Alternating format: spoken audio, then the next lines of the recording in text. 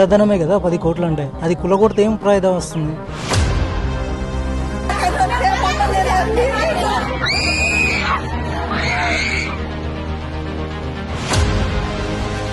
మేము కంటి నిండా నిద్రపోయి కడుపు నిండా తిండి తిని 4 సంవత్సరాలు అవుతుందండి. మా బాధ మేమెవరు చెప్పుకోవాలి?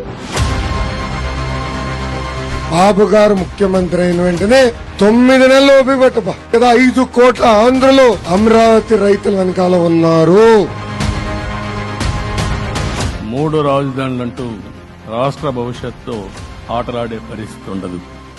మన రాజధాని అమరావతి. అభివృద్ధి ప్రదాత బాబు గారు, అభివృద్ధికి మారిపోయారు బాబు గారు. అమరావతిని అనేది ఒక ఫ్యూచరిస్టిక్ సిటీగా అభివృద్ధి చేస్తారని అనేసి మేమైతే తప్పకుండా నమ్ముతున్నాం.